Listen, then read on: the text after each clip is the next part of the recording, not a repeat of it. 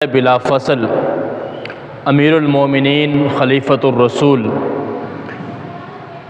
امت مسلم اول امین پیغمبر جانشین رسول سسر پیغمبر سیدنا ابو بکر صدیق رضی اللہ تعالی عنہ کی خلافت بلا فصل کے حوالے سے چند ایک باتیں آپ دوستوں کی خدمت میں پیش کی تھیں۔ دعا فرمائے کہ اللہ تعالی ہمیں ان باتوں کو سمجھنے کی توفیق عطا فرمائے۔ چونکہ آج 22 جمادی الثانی ہے اور آپ حضرات جانتے ہیں کہ اس تاریخ کو خلیفۃ الرسول سیدنا ابو بکر صدیق رضی اللہ تعالیٰ عنہ کا یوم وفات ہے، تو اسی حوالے سے انشاءاللہ آج بھی چند ایک فضائل، چند ایک باتیں آپ رضی اللہ تعالیٰ عنہ کے حوالے سے آپ دوستوں کی خدمت میں پیش کرنے کا ارادہ ہے۔ دعا کریں کہ اللہ تعالیٰ ہمیں سیدنا ابو بکر صدیق کی شایان شان کچھ کہنے کی توفیق عطا فرمائے اور ہم سب دوستوں کو ان کی شایان شان، ان کا احترام کرنے کی توفیق عطا فرمائے، اس لیے کہ دور حاضر میں جس میں ہم جی رہے ہیں یہ ایک ایسی بد نصیبی ہے ہمارے لیے کہ ہمیں ایسے عظیم انسان کے فضائل کو بیان کرنے اور ان پر بھی دلائل دینے کی ضرورت پیش آتی ہے۔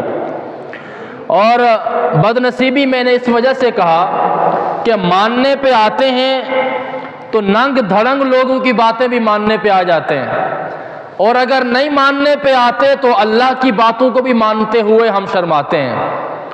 ماننے پہ آ جاتے ہیں تو دور حاضر کے جھوٹے اور جعلی لوگوں کی باتیں بھی ماننے کے لیے ہم تیار ہو جاتے ہیں، اور اگر نہیں ماننے پہ آتے تو مراد رسول سیدنا عمر جیسی ہستیوں کو اور جانشین رسول سیدنا صدیق اکبر جیسی ہستیوں کو ماننے میں ہمیں ہچکچاہٹ محسوس ہوتی ہے۔ میں نے اس حوالے سے کہا کہ یہ ہماری بد نصیبی ہے۔ دعا کریں کہ اللہ تعالی ہمیں صحیح معنوں میں اصحاب رسول اور اہل بیت رسول کا احترام کرنے کی توفیق عطا فرمائے۔ رسول خدا صلی اللہ علیہ وسلم نے ارشاد فرمایا، یہ حدیث بڑی اہمیت کی حامل ہے، یہ حدیث بڑی عظیم حدیث ہے، اور اس حدیث سے آپ کو اندازہ ہوگا کہ ابو بکر صدیق کتنا اونچا انسان ہے۔ محبوب دو عالم صلی اللہ علیہ وسلم نے ارشاد فرمایا کہ میرے اللہ نے جتنا علوم و معارف کا خزانہ میرے سینے میں عطا کیا ہے، میں نے وہ سارے علوم ابو بکر صدیق کے سینے میں منتقل کر دیے ہیں۔ یہ چھوٹی بات نہیں ہے۔ کون کہہ رہا ہے؟ امام الانبیاء فرما رہے ہیں۔ کون کہہ رہے ہیں؟ امام الانبیاء والرسل کہہ رہے ہیں، خاتم النبیین پیغمبر کہہ رہے ہیں۔ جہاں سے نسبتیں بنتی ہیں، جہاں سے فضائل جنم لیتے ہیں، جہاں سے عقیدتوں کا وجود، جہاں پہ جن کی قدموں میں لوگ آتے ہیں تو قسمتیں بدل جاتی ہیں، اور یہ وہ انسان کہہ رہا ہے کہ میرے اللہ نے جو کچھ میرے سینے میں عطا کیا تھا نا، میں نے وہ سارا خزانہ اکٹھا کر کے ابو قحافہ کے بیٹے ابو بکر کے سینے میں منتقل کر دیا ہے۔ یارو وہ سینہ کتنا عظیم ہوگا، وہ سینہ کتنا اہم ہوگا، وہ سینہ ابو بکر کا کتنا عظمتوں والا ہوگا کہ جس نے نبوت کے علوم کو اپنے اندر جمع کیا ہے، جس نے رسالت معاب کی تمام علوم و معارف کے ان بہاروں کو اپنے سینے میں محفوظ رکھا ہے۔ اور یہ میں کہتا تو شاید آپ کہہ سکتے تھے مولوی صاحب یہ تمہاری عقیدت ہے، یہ تمہارے جذبات ہیں، یہ تمہاری خطابت کی جولانیاں ہیں، یہ میرے الفاظ نہیں ہیں۔ آپ ذخیرہ احادیث کو پڑھیں تو آپ کو اندازہ ہوگا کہ محبوب دو عالم کہہ رہے ہیں، امام الانبیاء فرما رہے ہیں، اور کیا فرما رہے ہیں کہ میرے اللہ نے جو کچھ میرے سینے میں عطا کیا تھا میں نے وہ سارے علوم جمع کر کے ابو قحافہ کے بیٹے ابو بکر کے سینے میں منتقل کر چھوڑے۔ اس سے آپ اندازہ کریں کہ ابو بکر صدیق کا سینہ کتنا عظیم ہے۔ اور کیوں نہ ہو، ابو بکر نے کلمہ اس وقت پڑھا ہے جب کوئی ساتھ بیٹھنے کو تیار نہیں تھا، جب کوئی ساتھ آنے کو تیار نہیں تھا، جب کوئی بات سننے کو تیار نہیں تھا، رسالت مآب نے کہا کہ میں اللہ کا نبی ہوں، لوگوں نے معجزے طلب کیے، لوگوں نے دلائل پوچھے، لوگوں نے نشانیاں پوچھی، لوگوں نے سوالات کیے، لوگوں نے اعتراضات اٹھائے، لوگوں نے کہا کہ آپ کو اللہ نے نبی بنا دیا، آپ تو ہمارے ساتھ چلتے پھرتے ہو، قرآن کہہ رہا ہے نا۔ اور ابو بکر صدیق وہ ہے کہ رسول خدا کہتے میں نے جس کے سامنے اسلام کو پیش کیا ہے ہر ایک نے مجھ سے دلیل مانگی ہے، ابو بکر کو جب میں نے اسلام پیش کیا ابو بکر نے کوئی دلیل نہیں مانگی، میں نے جس کے سامنے اسلام کو پیش کیا اس نے مجھے جھٹلایا، ابو بکر وہ ہے جس نے میرے اسلام لانے کی تصدیق کی ہے۔ ہر نبی آتا ہے اور آنے والا نبی جانے والے نبی کی تصدیق کرتا ہے اور آنے والے نبی کی خوشخبری دیتا ہے۔ ایک نبی آئے، انہوں نے کہا مجھ سے پہلے انبیاء سچے تھے، میرے بعد نبی آئے گا، اور اس طرح یہ سلسلہ چلتا رہا۔ جب رسول صلی اللہ علیہ وسلم تشریف لائے تو آپ کے بعد کوئی نبی نہیں آیا، آپ کے بعد صدیق آیا جس نے آپ کی ایک ایک بات کی تصدیق کی ہے، مصدق نبوت، جس نے نبی کی نبوت کی تصدیق کی، رسالت کی تصدیق کی، پیغام کی تصدیق کی، نظریہ نبوت کی تصدیق کی، کردار پیغمبر کی تصدیق کی، احادیث رسول اللہ کی تصدیق کی ہے، پیغمبر کے افکارات کی تصدیق کی ہے، پیغمبر کے نظام کی تصدیق کی ہے، پیغمبر کے کلمے کی تصدیق کی ہے، پیغمبر کی سوچ کی تصدیق کی ہے۔ نبی خود فرماتے ہیں میں نے جس کے سامنے بھی اسلام کو پیش کیا ہے اس نے مجھے جھٹلایا۔ ابو بکر کو جب اسلام پیش کیا تو ابو بکر نے پہلی ہی دعوت میں میری بات کی تصدیق کر چھوڑی ہے۔ میں نے روایات میں پڑھا حضور معراج پہ گئے تو حضور نے جبرائیل امین سے کہا کہ یار بات تو آپ کی ٹھیک ہے، رب نے ایک ہی لحظے میں سبحان الذی اسرا بعبدہ لیلا من المسجد الحرام الی المسجد الاقصی، اللہ نے ایک لحظے میں مجھے معراج کرا دیا ہے، بلندیوں پہ لے گیا ہے، آسمانوں پہ لے گیا ہے، سدرۃ المنتہا پہ لے گیا ہے، اپنی معرفت کرا دی ہے، اپنا دیدار کرا دیا ہے، جنت بھی دکھا دی ہے، جہنم بھی دکھا دی ہے، سارے مناظر میں نے دیکھ لیے ہیں، اور بیت اقدس میں جا کر انبیاء کی میں نے امامت بھی کر دی ہے۔ لیکن ایک بات تو بتاؤ، اس بات کو مانے گا کون، تصدیق کون کرے گا؟ میں تو زمین پہ جاؤں گا، میں نے کلمہ پیش کیا اور کافروں نے جھٹلا دیا، میں نے نبوت کا اعلان کیا، کافروں نے جھٹلا دیا، میں نے رسالت کا اعلان کیا، کافروں نے جھٹلا دیا، میں نے نبی ہونے کا دعویٰ کیا، کافروں نے جھٹلا دیا۔ اب اتنی بڑی بات کہ میں مسجد حرام سے بیت اقدس پہ پہنچا، وہاں جا کر انبیاء کی امامت کی ہے، پہلے آسمان پہ، دوسرے آسمان پہ، تیسرے آسمان پہ، نہیں چھوڑو، ساتواں آسمان محبوب تو عالم سب سے اوپر چلا گیا ہے۔ اور جب یہ ساری باتیں جا کر میں بتاؤں گا کہ میں نے جنت کو بھی دیکھا، میں نے جہنم کو بھی دیکھا، میں نے رب کا دیدار بھی کیا، میں نے جبرائیل کو بھی دیکھا، میں نے انبیاء کی امامت بھی کی ہے، اور یہ سارا منظر رات کے ایک لحظے میں کیا ہے، جبرائیل امین یہ بتاؤ میری باتوں کی تصدیق کون کرے گا؟ جبرائیل امین نے کہا یا رسول اللہ اور کوئی تصدیق کرے یا نہ کرے، ابو کا بیٹا ابو بکر آپ کی ساری باتوں کا۔ اور وہی ہوا، رسول آئے، آپ نے فرمایا میں معراج پہ گیا تھا، بیت اقدس میں گیا تھا، انبیاء کی امامت کی ہے، جنت کو دیکھا ہے، جہنم کے اندر جہنمیوں کے عذاب کے مناظر کو دیکھا ہے، رب کا دیدار کیا ہے۔ وہی ہوا جس کا خدشہ تھا۔ ابو جہل نے کہا میں کیسے مانوں، میں تو آپ کا کلمہ نہیں پڑھتا، میں تو آپ کی بات کو مانتا نہیں ہوں، آپ جو بات کرو۔ ابو جہل تو اسی ٹور میں رہتا تھا کہ کون سا موقع آئے کہ ہم نبی کی بات کو جھٹلائیں، لوگوں کے سامنے دلائل پیش کرے۔ ابو بکر صدیق کا سامنا ہوا، ابو جہل نے کہا بڑا معصوم بن کے کہتا ہے۔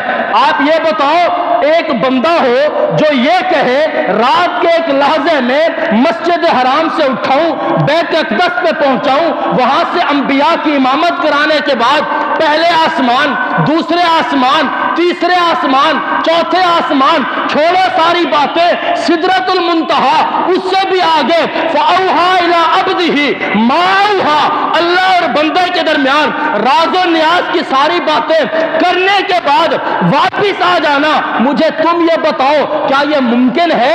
ابو بکر صدیق نے کہا ممکن تو نہیں ہے، لیکن یہ بتاؤ یہ کہنے والا کون ہے؟ ابو جہل نے کہا کہ میری باتوں نے بکر کے اوپر اثر کر دیا ہے، اثر انداز ہو گیا ہے ابو بکر۔ ابو جہل نے خوش ہو کے کہا، سینہ چوڑا کر کے کہا کہ تمہارا یار محمد کہتا ہے، تمہارا نبی محمد کہتا ہے، جسے تو اپنا دوست کہتا ہے، جس کی ہر بات کی تصدیق کرتا ہے، بھلا تو بتا رات کے ایک لحظے میں یہ ممکن کیسے ہے؟ سیدنا ابو بکر صدیق نے پہلے کہا کہ ممکن نہیں ہے، جیسے ابو جہل نے کہا کہ تمہارا دوست محمد کہتا ہے، فرمایا اگر میرا نبی کہتا ہے تو پھر یہ ساری باتیں ممکن ہیں، پھر یہ ساری باتیں ممکن ہیں۔ ابو جہل نے کہا کیسے ممکن ہے؟ فرمایا میرے نبی نے جو کہہ دیا، میرے نبی نے کہہ دیا تو ساری باتیں ممکن ہیں، کیونکہ میرا نبی اس رب کی بات کرتا ہے جس کے قبضہ قدرت میں یہ ساری نظام کائنات ہے، جس کے نظام قدرت میں، جس کے قبضہ قدرت میں پوری دنیا کا نظام چلتا ہے، وہ رب ہے۔ وہ رب اپنے نبی کے لیے سارے انتظامات کر سکتا ہے۔ وہ رب چاہے اپنے نبی کے لیے وقت کو روک سکتا ہے، وہ رب چاہے اپنے نبی کے لیے فاصلوں کو مٹا سکتا ہے، وہ رب چاہے اپنے نبی کے لیے مسجد حرام سے بیت اقدس تک جانے کا انتظام کر سکتا ہے، وہ رب چاہے تمام انبیاء کو نبی کی اقتداء میں نمازیں پڑھوا سکتا ہے، وہ رب چاہے اپنے نبی کو زمین سے لے کر فرش سے عرش کی ساری سیریں کروا سکتا ہے۔ ہم نے اس نبی کا کلمہ پڑھا ہے جس نبی نے اس رب کی دعوت دی ہے جس کے قبضہ قدرت میں ساری کائنات کا نظام موجود ہے۔ ابو بکر صدیق رضی اللہ تعالیٰ عنہ نبی کی نبوت کا مصدق ہے، نبی کی ختم نبوت کا تصدیق کرنے والا ہے۔ ابو بکر صدیق کے لیے نبی اکرم فرماتے ہیں رب نے مجھے جتنے علوم عطا کیے وہ سارے علوم کٹھے کر کے میں نے ابو قحافہ کے بیٹے کے سینے میں منتقل کر دیے۔ آج اس دور میں ہمیں ابو بکر صدیق کی فضیلت پر دلائل قائم کرنے کی ضرورت پڑ گئی ہے، جبکہ جماعت صحابہ جو اس امت کا کریم ہے، جو اس امت کے ماتھے کا جھومر ہے، جو اس امت کا خلاصہ ہے، اصحاب محمد کہتے ہیں کہ ہم اپنے دور میں ابو بکر صدیق کے اوپر کسی اور شخص کو فضیلت نہیں دیا کرتے تھے۔ اور صحابہ کا جس بات پر اجماع ہو، دور حاضر میں آج ہمیں دلائل دینے پڑ جائیں کہ ابو بکر صدیق افضل ہیں، یہ ہماری بد نصیبی نہیں ہے تو اور کیا ہے؟ ابو بکر صدیق کی افضلیت پر ہم مسلمانوں کو ایمان رکھنا چاہیے کہ ابو بکر صدیق سے افضل انبیاء کے بعد کوئی اور ہستی نہیں ہو سکتی ہے۔ حضرت عمر بن خطاب رضی اللہ تعالیٰ عنہ ارشاد فرماتے ہیں امرنا رسول اللہ صلی اللہ علیہ وسلم کہ اللہ کے پاک پیغمبر نے ہمیں حکم دیا۔ کس بات کا حکم دیا؟ فرمایا ان نتصدقا، اللہ کے پاک پیغمبر نے فرمایا کہ تم صدقہ دو۔ حضرت عمر کہتے ہیں کہ میرے دل میں خیال آیا کہ آج کیوں نہ مقابلہ ہو جائے۔ ہمارے بھی مقابلے ہوتے ہیں، ہمارے مقابلے ہوتے ہیں بینک بیلنس کے، ہمارے مقابلے ہوتے ہیں کار کوٹھی اور بنگلوں کے، ہمارے مقابلے ہوتے ہیں ٹھیکوں کے، ہمارے مقابلے ہوتے ہیں کنسٹرکشنز کے، ہمارے مقابلے ہوتے ہیں مارکیٹوں میں، دکانوں میں، تجارت میں ہونے چاہیے۔ میں اس پر اعتراض نہیں کرتا، وہ آپ کا مسئلہ ہے یا آج کے لوگوں کا مسئلہ ہے۔ میں ایک مینٹیلٹی سمجھانا چاہتا ہوں کہ عمر نے بھی ایک مقابلہ کیا تھا۔ ہم مقابلہ کرتے ہیں بینک بیلنس میں عمر نے مقابلہ کیا تھا خیر کے کام میں، نیکی کے کام میں، عبادت کے اندر، اطاعت کے اندر، ریاضت کے اندر۔ جناب عمر کہتے ہیں امرنا رسول اللہ کے رسول نے جب حکم دیا کہ تم صدقہ دو، حضرت عمر فرماتے ہیں میرے دل میں خیال آیا کہ آج تو ابو بکر سے میں نے مسابقے میں پہلے نمبر پہ آنا ہے۔ اس حدیث کا سیاق سباق سمجھاتا ہے کہ حضرت عمر سمیت جماعت صحابہ میں یہ بات مشہور تھی کہ مسابقت بالخیر میں، اطاعت رسول میں، عبادت خداوندی میں، اطاعت مصطفی میں، محبت رسول میں اور فرما برداری پیغمبر میں ابو بکر صدیق پہلے نمبر پر ہوتا رہا ہے۔ یہی وجہ ہے نا کہ جناب عمر کہتے ہیں کہ آج دل میں خیال آیا کہ آج ابو بکر سے میرے مسابقے میں جیتنا ہے۔ اگر ابو بکر پہلے نہ جیتے ہوئے ہوتے تو یہ خیال نہ آتا۔ جناب عمر کا یہ خیال آنا اس بات کی تصدیق کرتا ہے کہ آج میں نے ابو بکر سے مقابلہ کر کے پہلا نمبر لینا ہے۔ اس سے پتہ چلتا ہے کہ ہمیشہ خیر کے کاموں میں ابو بکر پہلا ہی رہا ہے۔ حضرت عمر کہتے ہیں کہ میرے دل میں خیال آیا کہ آج میں نے مقابلہ کرنا ہے۔ اور یہ خیال کیوں آیا؟ فرماتے ہیں کہ ان دنوں میں میرے پاس مال بہت تھا، میں نے کہا آج اللہ کے رسول نے صدقے کا حکم کر دیا ہے، کیوں نہ آج ابو بکر سے نمبر آگے لے لیا جائے۔ جناب عمر کہتے ہیں میں گھر میں گیا اور گھر میں جا کر میرے پاس جتنا مال تھا میں نے آدھا کیا۔ کیا کیا بھائی؟ یہ آپ روایت سنتے رہتے ہیں، آج مجھ سے سنیں مزہ آئے گا انشاءاللہ۔ جناب عمر کہتے ہیں میں نے اپنے مال کو آدھا کیا، دو حصوں میں بانٹ دیا۔ آدھا مال گھر میں چھوڑا، آدھا رسول اللہ کے پاس لے کر آیا۔ رسول اللہ نے پوچھا ما ابقیت لأہلک، جناب عمر سے پوچھا اپنے بچوں کے لیے کیا چھوڑ کے آئے ہو؟ حضرت عمر کہتے ہیں یا رسول اللہ آدھا مال بچوں کے لیے چھوڑا ہے، آدھا آپ کی خدمت میں لے کے آیا ہوں۔ اس جذبے کو بھی سلام ہے، اس جذبے کو بھی سلام ہے، اس اطاعت کے جذبے کو بھی ساتھ سلام ہے کہ جناب عمر کہتے ہیں کہ میں نے آدھا مال اپنے بچوں کے لیے چھوڑا، آدھا مال آپ کے لیے لے آیا ہوں۔ حضور نے فرمایا کوئی بات نہیں، بیٹھ جاؤ۔ جناب عمر تشریف فرما ہو گئے۔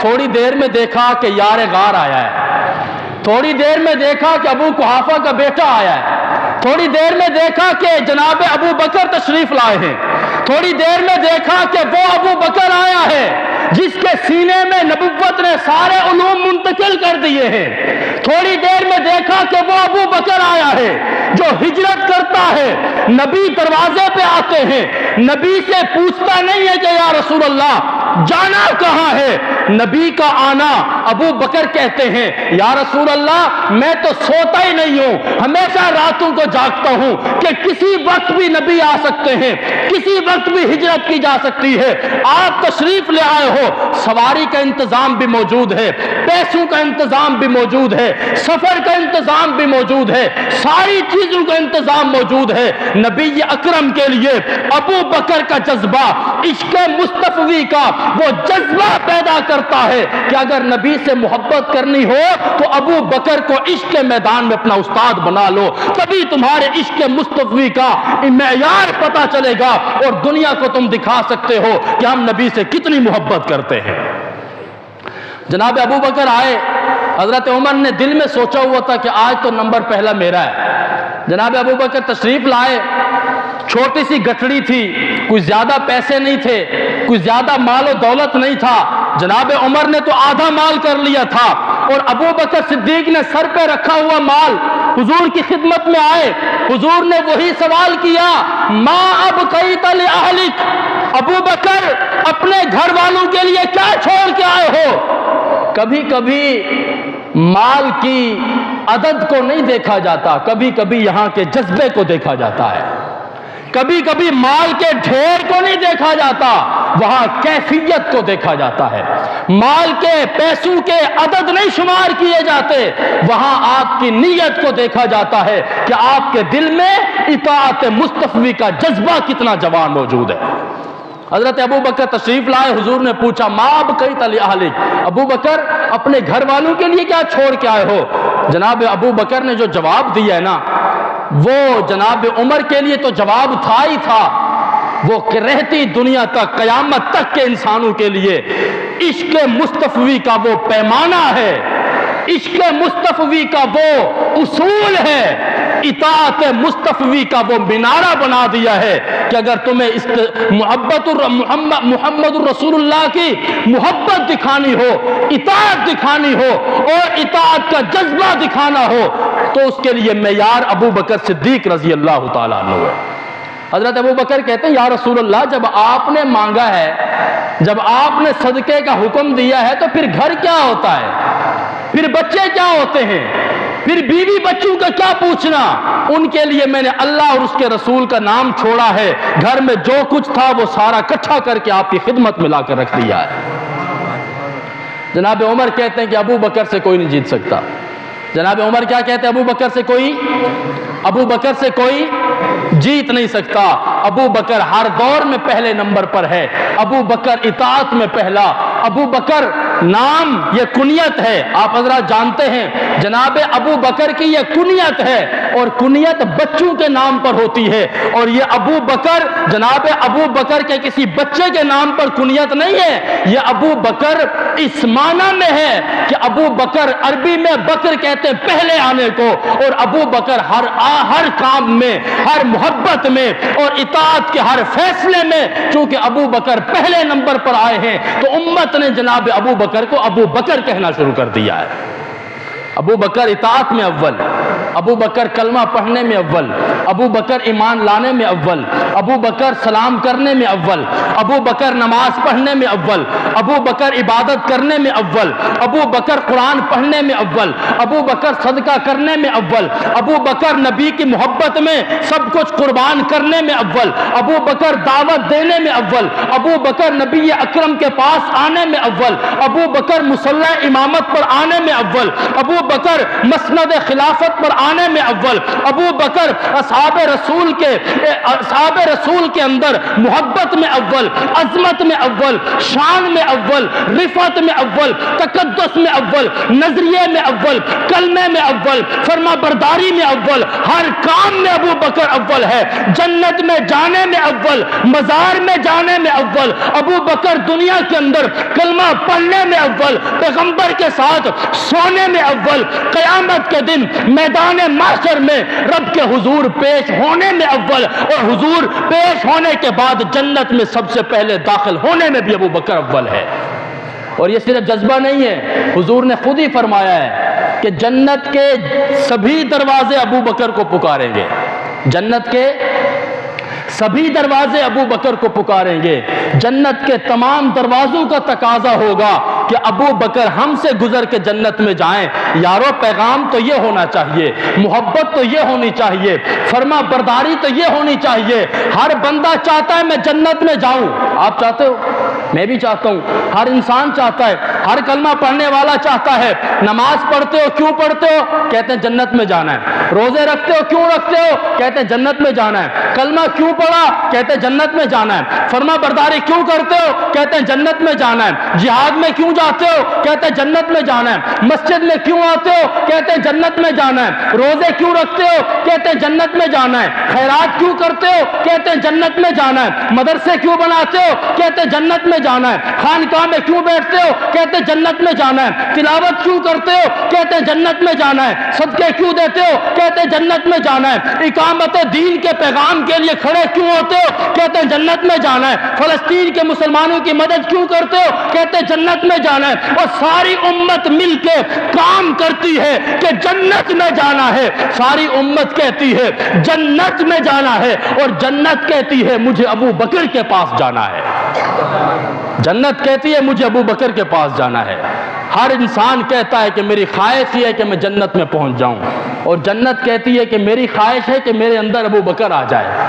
اس سے پتہ چلتا ہے کہ جنت کا حسن بھی ابو بکر کے بغیر ادھورا ہے، جنت کی خوبصورتی بھی ابو بکر کے بغیر ادھوری ہے، جنت کا حسن اور جنت کی رعنائیاں ابو بکر کے بغیر ادھوری ہیں۔ جہاں ابو بکر نہ ہو وہاں جنت مکمل نہیں ہوتی ہے۔ جناب ابو بکر نے محبت کا، ایثار کا، فرما برداری کا، اطاعت مصطفی کا، عشق مصطفیٰ کا، عبادت کا، اطاعت کا، ریاضت کا، صداقت کا، امانت کا، دیانت کا، تقوی اور طہارت کا، پاکیزگی کا جو معیار ابو بکر نے بنایا ہے، اسی معیار کے لیے محبوب نے فرمایا تھا اگر جنت میں جانا چاہتے ہو تو پھر ابو بکر و عمر کے اقتداء کرو، یہی تمہیں جنت میں لے کر چلے جائیں گے۔ میرے بزرگوں، دور حاضر میں ہم نے ابو بکر صدیق کی قدموں پہ چلتے ہوئے اپنی عبادت کو سنوارنا ہے، ابو بکر صدیق کی سنت پہ چلتے ہوئے اطاعت مصطفی کا وہ پیغام دنیا کو پہنچانا ہے کہ ہم ابو بکر کے دیوانے ہیں، ہم ابو بکر کے، آپ خاموش دیوانے ہیں، آپ خاموش دیوانے ہیں۔ ابو بکر کا نام لیتے ہوئے ہمیں شرم تو نہیں آتی نا؟ سینہ چوڑا کر کے کہتے نا کہ ابو بکر کے دیوانے، ایک دفعہ ہاتھ کھڑا کر کے کہو کہ ہم ابو بکر کے دیوانے، بلند آواز سے کہو۔ مسجد میں دنیاوی بات کرنے پر عذاب الہی آتا ہے، لیکن میں رب محمد کی قسم کہتا ہوں کہ ابو بکر کی بات کرنے پر رب کی طرف سے رحمت کے فیصلے اترتے ہیں۔ ہوتے ہیں کہ نہیں ہوتے؟ جناب ابو بکر جیسا کون ہو سکتا ہے؟ جناب ابو بکر جیسی عظمت کو کون پہنچ سکتا ہے؟ جناب ابو بکر جیسے پیغام کون دنیا کو دے سکتا ہے؟ جناب ابو بکر جیسا جذبہ کون دنیا کو دے سکتا ہے؟ میرے بزرگوں، حضرت عمر فرماتے ہیں کہ میں نے اس دن سوچا تھا کہ آج ابو بکر سے میں پہلے نمبر پر آؤں گا، لیکن ابو بکر کا جذبہ دیکھ کر میں نے سوچ لیا ہے کہ ابو بکر پہلے نمبر پر جچتا ہے، ابو بکر کا مقابلہ دنیا میں کوئی نہیں کر سکتا ہے۔ آپ ذخیرہ احادیث کو پڑھیں، ذخیرہ احادیث کو پڑھیں، آپ قرآن کا مطالعہ کریں، آپ تاریخی روایات کو پڑھیں، یار لوگوں کی باتیں نہ سنیں۔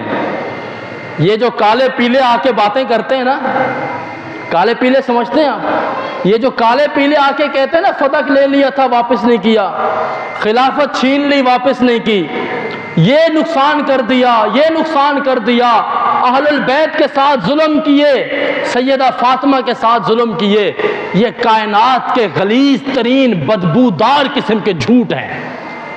ہو سکتا ہے جس ابو بکر کے لیے نبی کہیں کہ مجھے آج دین کی اقامت کے لیے صدقہ یا چندے کی ضرورت ہے، جو اپنے گھر کے دیواروں کو ہاتھ مار مار کے بیٹی پوچھے کہ ابو بکر کیا تلاش کرتے ہو، کہتے میں نے سوئی لگائی تھی یہاں دیوار میں کہیں کھڑی کی تھی، وہ تلاش کر رہا ہوں کہ وہ سوئی میرے گھر میں موجود ہے، نبی کو مال کی ضرورت ہے، وہ بھی اٹھا کر نبی کے قدموں میں پہنچاؤں۔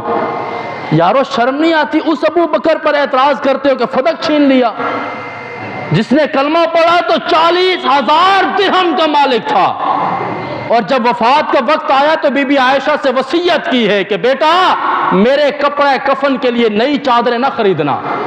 اما عائشہ کہتی ہیں ابا جان، دنیا میں عام سا بندہ بھی جب دنیا سے رخصت ہوتا ہے اس کے لیے نئی چادریں خرید لی جاتی ہیں، اگر اس کے مال میں نہ ہو تو مسلمان مل کے کفن کا بندوبست کر دیتے ہیں، آپ کیوں یہ وصیت فرماتے ہو؟ جناب ابو بکر کہتے ہیں کہ بیٹا زندہ لوگوں کو نئے کپڑے کی ضرورت ہے، دنیا سے جانے والوں کو نئے کپڑے کی ضرورت نہیں ہے، وہاں پر اعمال اور تقوی کی ضرورت ہے۔ ایسا انسان وصیت کر کے گیا ہے کہ جب دنیا سے چلا جاؤں یہ اونٹنی، یہ پیالہ اور یہ چادر میرے بعد آنے والے خلیفہ کو دے دینا۔ جناب عمر کے پاس جب پہنچایا گیا تو جناب عمر رو پڑے کہ اے ابو بکر، تو نے تقوی کے اتنے اونچے معیار کھڑے کر دیے کہ وہاں تک پہنچنا کسی انسان کے بس کی بات نہیں ہے۔ اس ابو بکر کے لیے اعتراض کرتے ہو کہ فدق چھین لیا تھا۔ میرے بزرگوں ایسی بات ہوئی نہیں ہے۔ کچھ باتیں ہمیں خود کو بھی سوچنی چاہیے، کچھ باتیں ہمیں خود کو بھی دفاع کرنا چاہیے، ہم خود بھی اتنے سینسیبل ہوں کہ ان کے جھوٹ کا پردہ ہم خود بھی فاش کر سکتے ہیں۔